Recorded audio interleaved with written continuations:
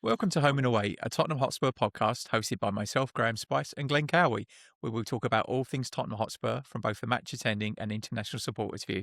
This episode will be covering the draw with Brighton last weekend and Saturday's away match against Wolves. A lot to get through, so let's get into it. Let me be the one that you turn to, someone you can rely on, closer each day, home and away.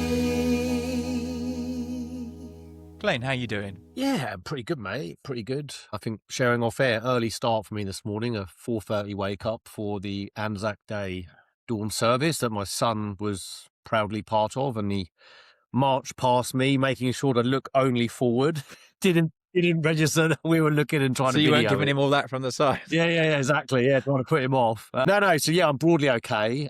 I'll get your view in a minute. I was mildly encouraged by the Brighton performance as far as Spurs. But how are you, mate? How was your week? Are you well? Yeah, I'm good. I feel, again, same as you, I felt like it was a much better performance. And you start to see some real fight in the players. Was really gutted to concede the late goal, obviously. It was a real gut punch, wasn't it? I think Importantly, a really good performance, but it wasn't a good performance against a poor team. It was a good performance against not only a good team, but an informed team as well. Yes, indeed, yeah.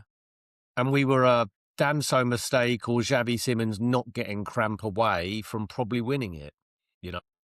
Yeah. There was even a last gasp chance for Archie Gray to win as well, wasn't there? Yeah. Only for to be saved. So we created chances. We created good chances. We looked good going forwards. Energy levels. Xavi Simons made a real difference. He was really effective. Do you think Bergvall has earned the possibility of a start after his performance? Because he came on, he obviously won the ball back for the goal, and he looked really lively. Did you think we might see him start ahead of who he does? I'm not sure, because I also felt that it was the pairing worked quite well. I thought that I didn't expect Bentancur to play that much, because he's his first game back after injury, and he was excellent. And then playing alongside Bissouma. Bissouma.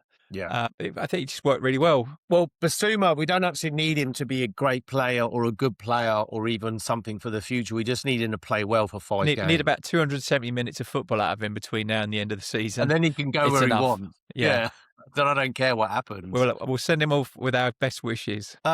And some balloons. And I think it's hard not to put a down on things, but not to put a down on. Obviously, we conceded the late equaliser. We played extremely well. We did all of those things against a very good Brighton side. But do you think there's a danger here that this is a case of right manager, wrong time? Do you think we should have probably appointed him too late? Yeah. I think if he'd have taken over when Frank was sacked, we'd have been comfortable by now already. Yeah. But we didn't. Those, was it 5 games under? 5 league games? I think it was, yeah. We got one. Yeah, sounds right. Really was and there was winnable games in there, wasn't there, as well, in theory? Well, yeah, the Palace one comes to mind. The Forest one where we just completely collapsed. Rolled over, yeah. Fulham away, they didn't play that well. No. But I think, we've got probably the right guy in charge now, and he seems to get a tune out of them. But West Ham didn't win, though, Graham.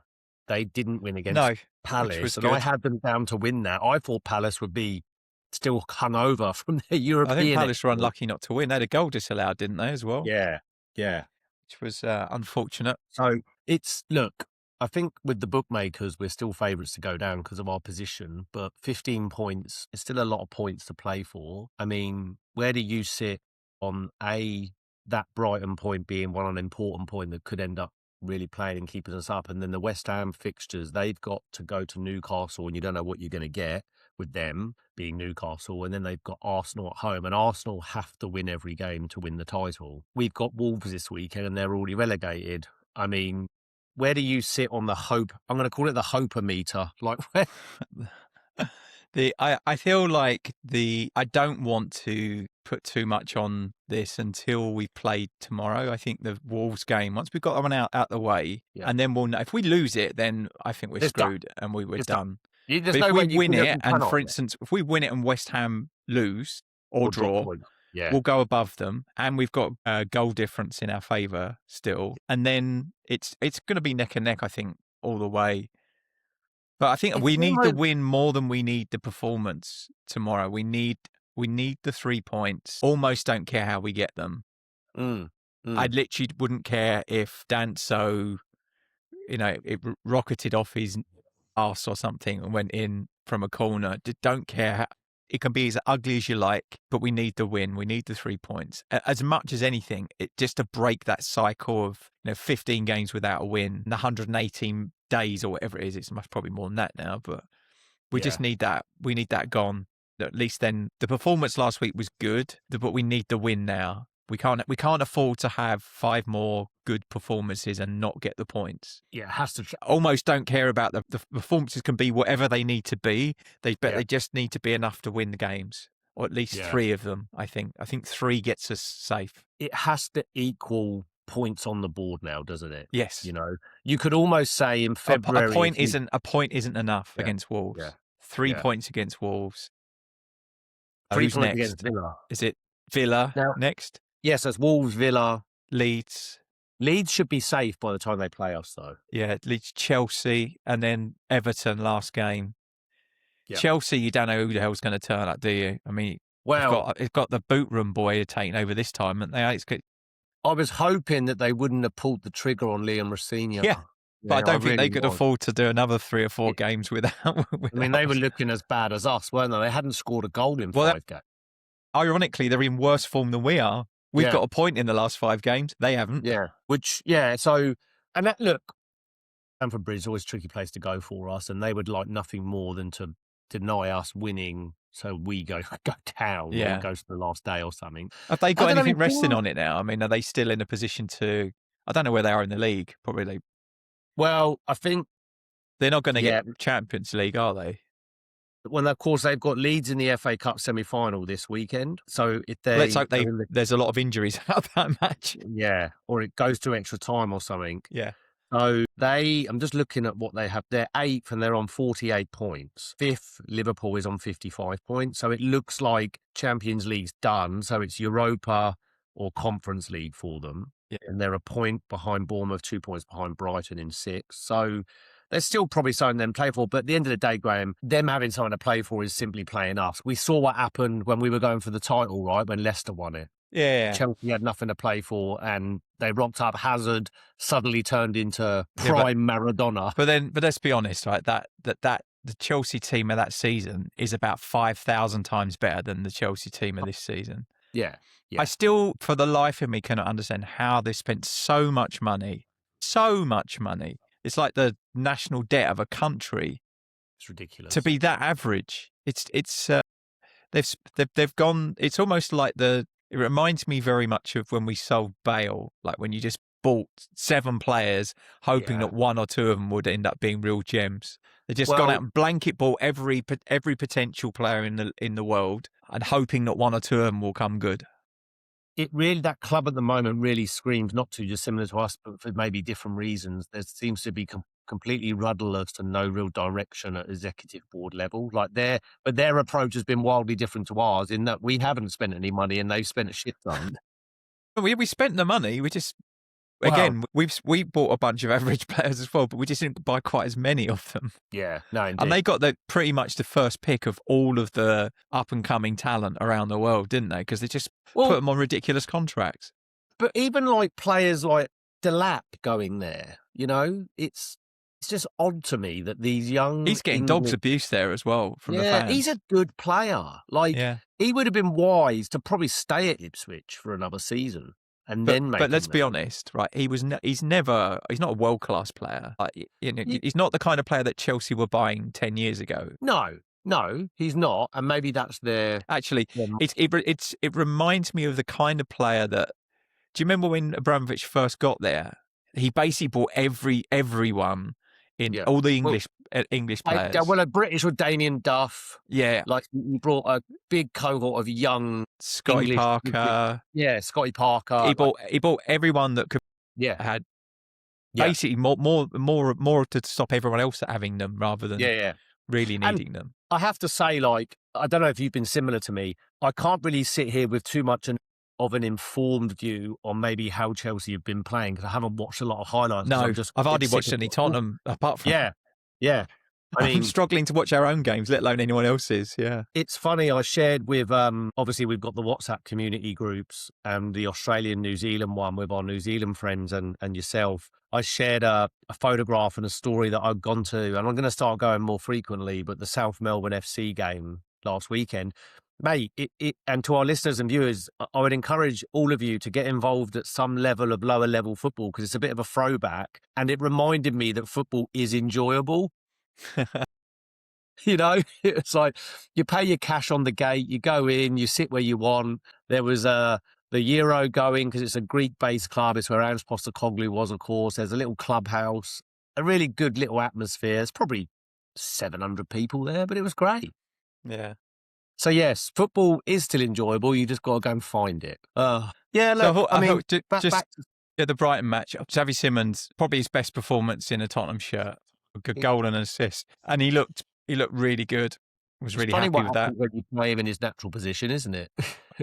Or at all, because he didn't start the previous match, did he? Yeah. So it's and it's funny because I was listening to I think it was the Last Word on Spurs or maybe the Spurs show, and they were comparing Simons' performance to can he be the guy that Morgan Gibbs White is to Forest at the moment? And I think we're no more after the Wolves game, right? If he comes out and has another banger, and that's what we need from him now is consistency, right? Yeah. Every match. I find it interesting. Two things on De Zerbi. First thing is the Maddison decision. That's pure vibes. Like and you made a point off air that as a youngster, would you be a bit aggrieved to not get a spot on the bench in play of somebody who isn't going to play? But maybe it is a ruse. Maybe he does feature. I don't know. But it does seem to me vibes. And he said as much in the interview, the pre-match. Yeah, that he's important for other reasons than just. Yeah. I don't know where I sit on it. Like it's a squad spot that's going. Like if it's just vibes, and I would be aggrieved at if I was a young player trying to break into the team in the same way that I would be when you had two goalkeepers on the bench taking up a slot that they could have put any of those players on. If it is pure vibes and for leadership qualities, is there a law against him just being on the bench anyway? Like, does he have to be part of the coaching team to do that? It's a good point. Like, can he just sit there? Yeah. Like, you see them when the injured players are all sat there in their civvies sometimes, aren't they? So I mean, wasn't it last season or the season before Paratici was on the bench at one point? Yeah. So why can't he do it? Yeah. But then the second point on De Zerbi, he seems to be creating on its face a bit of a siege mentality or a bit of I cannot tolerate or be around moping and sadness. Like, you need to come in with a smile on your face or you're going home. So hopefully that transpires into another good performance against Wolves. I think you can start to see the signs in the team and the play. Yeah. I think the game management, which is always been an Achilles heel of ours, was bad again, right? That's that lack of concentration in the last couple of minutes, and the goal that was conceded shouldn't have happened. But like all in all, I mean, you can't fix that. That stuff doesn't happen overnight, does it? But it's a shame. I felt really bad for Danso, and I thought he had a really good game apart from that mistake at the end. And it's one of those, isn't it, where it's purely in a vacuum, in isolation, in that millisecond of put your foot through it and we win the game, right? Yeah. But there's no justifying the racial abuse he got online, man. That's fucking unbelievable in this day and age. It's just shocking that it's going on. But, it's fine margins, isn't it? And I use the same fine margin as Xavi Simons going down for as long as he did with cramp. That creates the 8 minutes, right? Yeah. But without that, we maybe see 4 minutes. So then you don't maybe itch into that 5th minute and they don't get that chance, but maybe they get a chance another way. Yeah. But then talking about fine margins, and we covered it briefly, and I was not a fan of his at all. I said he reminded me of Emil Heskey, but apparently Brobbey, in retrospect, should have received a red card for what happened. Yeah, I think it's really nice when the governing body for the referees comes out after the fact and tells you were robbed. It doesn't really help, does it? It just beggars I belief. mean, if it ends up being the difference between us getting relegated or not relegated, have we got a case against them? Lawsuit. Yep. I mean, it beggars belief that we have VAR and yet they can't make that decision live in that moment. Well, I think the problem is they did make the decision. I think the issue is that VAR is still human making a decision. Yeah. He might have slowed down video to watch it, but if he it's still it's a subjective human decision, right? It always will be. It's you or me. We can make mistakes. Unless it's a computer, like for a fairly objective binary decision about something being onside or offside, like they have now with this sort of semi-automated system. But for stuff like that, it's always going to be interpretation, and that's subjective. So it doesn't work, does it? No, it's frustrating. It's just another referee with a different view of the game. Yeah. 100%. Yeah. Just he's not on the pitch and he's not in the hurly-burly of running around and But put it this way, if it had been the other way round, if Romero had pushed him like that, he'd be sent off. Yeah, because he's got previous. You know it. Yeah, you know Yeah. it. I mean, if I had to ask you right now, and removing who West Ham have to play, just purely on vibes and emotion on what you've seen from the Brighton game, do you think we get enough points to stay up? I think there's a chance. Whereas maybe 2 games ago, I didn't think there was a chance. I'd resign myself 2 games ago as well. Yeah. It might still happen. Let's be honest. It may well still happen, and it will be what it will be. I think that's at least that way. I feel like if we've put up a fight at least for the last 5 games. We pick up some points, and if we still go down after that, can't pin that on De Zerbi, can you? No, you can't. And I'm, I've listened to quite a lot of Tottenham pods and various other opinions, and I'm kind of leaning into the fact. I think I said to you or many guys, if we go down, so fucking be it. Right, we only got ourselves to blame in terms of how this season has played out. I'm still going to be a fan. You're still going to be a fan, and countless others are still going to be fans. Like, there's a lot of talk about it's going to hit us hard financially, and well, do you know what? If it hits the fucking board in the pocket, good. Yeah, we're not going to be out of pocket. I'm not going to be out of pocket. No. You're not going to be out of pocket. The club will be, and it might affect the kind of players that we can put on the pitch, but we'll be building a championship squad. I've not been overwhelmed with confidence in the players we have been putting on the pitch. This is the thing. I still think most of them aren't good enough for the championship. No. Well, this is it.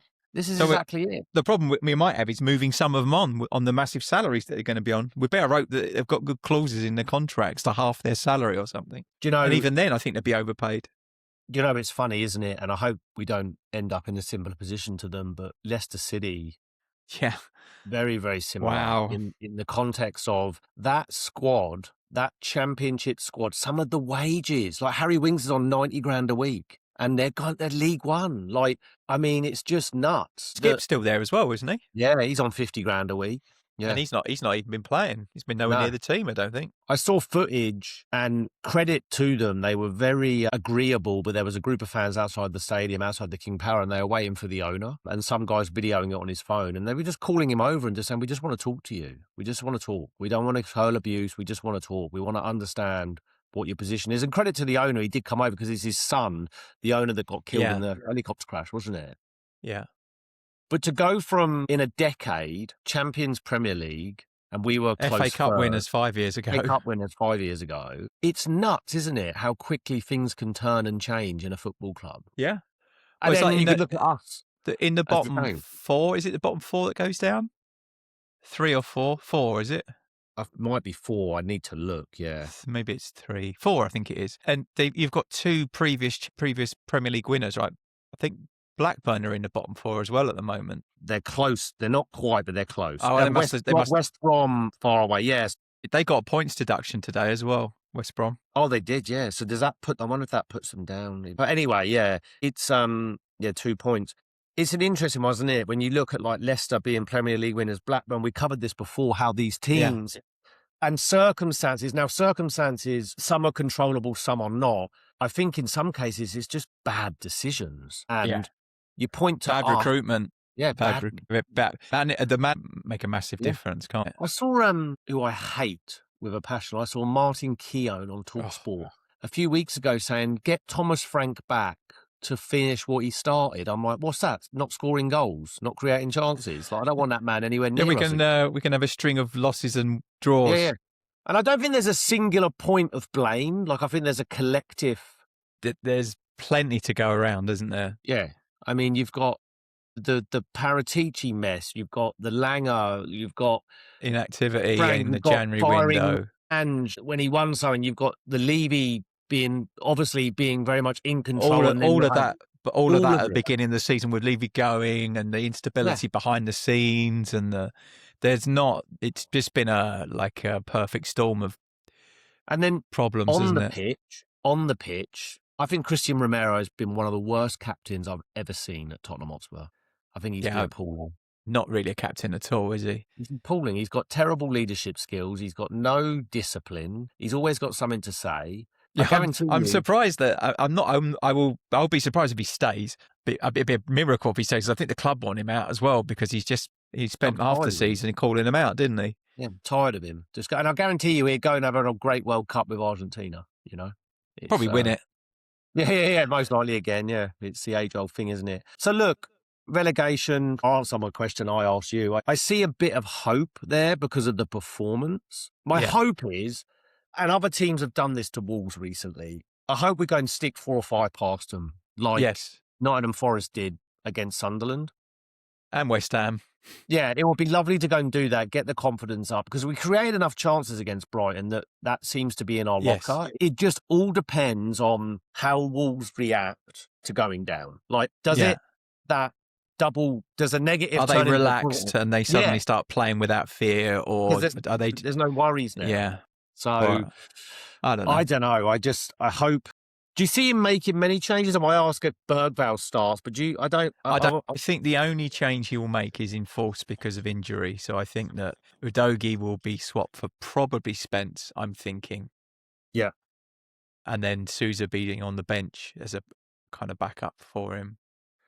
I don't think he changes anything else. You don't think I don't think Moani deserves to start, though. I think Tell should come in. Well, maybe that's one option as a swap. I mean, Moani... He must see something in him because he started him both times now. Over Tell. I don't know what you see in that guy. How many goals has he scored for us? Not a lot. Yeah, I don't know what he is, but he's not a good player. So it's Sousa or Spence left back, Porro right back, Danso, Van der Ven, that picks itself. Bentancur, absolutely. It'll be Kinski in goal again. I don't think Kinski would think. Vicario's ready. Who was captain against Brighton? Was it Van der Ven? I think it was. I'd make Bentancur captain. No argument with that.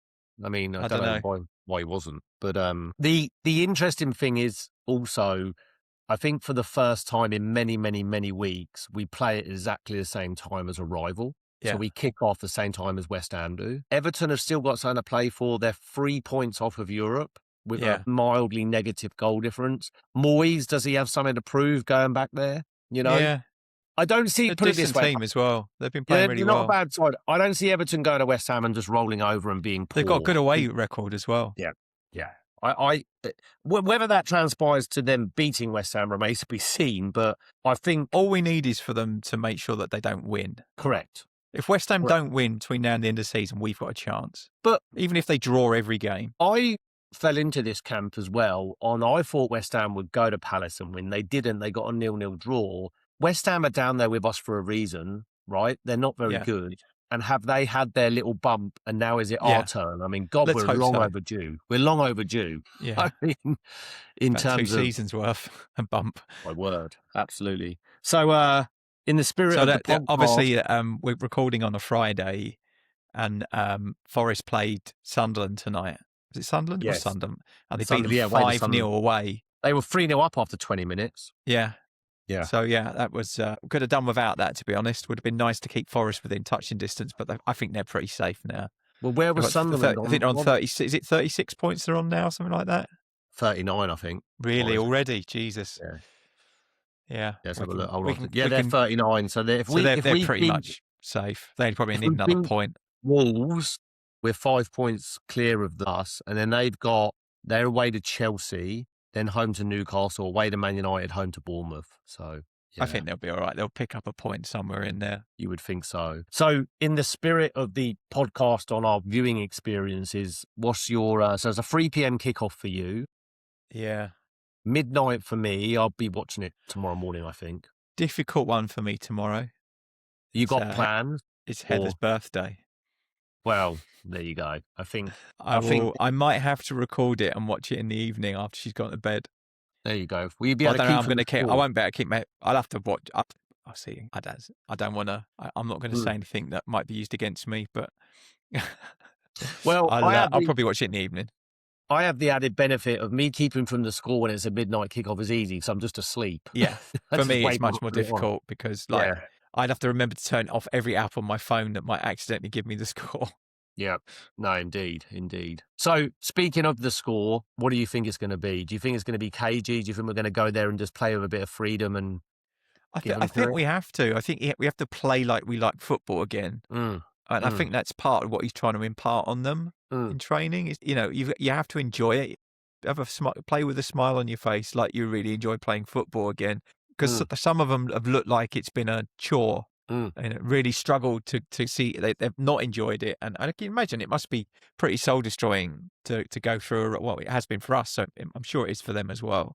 Yeah. I'm not happy about all the talk, which I'm sure is all instigated by agents about players moving on. Van der Ven not signing a new contract, looking to get out. I don't mind if they are. I just don't want to hear about it. Yeah, I think don't want to hear about it. I'm right there at the end of the season.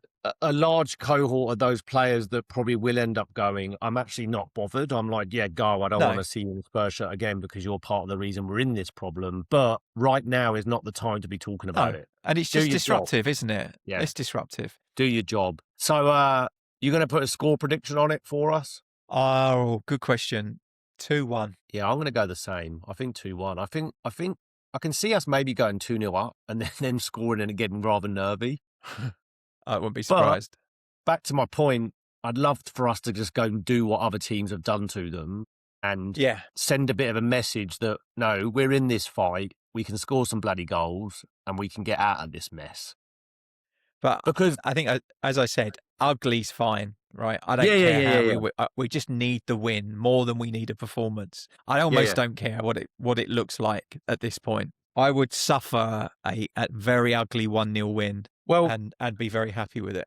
Because, of course, Villa, our next game in the Premier League, we're away to Villa on Sunday, May 3rd. They play Forest away in the first leg of semi-final Europa, and then they played their second leg after they played us. Yeah. So let's hope that the first leg is tight and there's something. Yeah. You know what I mean? There's plenty to play for in the second leg. I hope there's something to play for because you would think and hope that they do rest a few, especially given their league position. If they beat Fulham tonight, that pretty much should secure them Champions League football. Well, the good thing is for Forest now, they're more safe as well, aren't they? Yeah.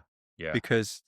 So they will probably put a team out against Villa, which will be good. And actually, when you think about it, both teams have got like a tradition of European matches, European trophies. They will both be wanting to try and win that trophy. 100%. One of them's going to be in the final, right? So they'll both want to be that one. For me, Villa are the favourites for the Europa League. And there's a certain twist of kind of coincidence, whatever you want to call it, but we played them on May 17th, 2025, so a full kind of few days before our Europa League final. Yeah. And they beat us 2-0, and it's fair to say we rested a few. Yeah. So maybe they'd do us a favour and rest a few ahead of their big semi-final second leg, and we can get a result. I mean, beating a Villa team with one eye on Europa League is not beyond us with the players that we've got. But again, it all plays into off the back of what?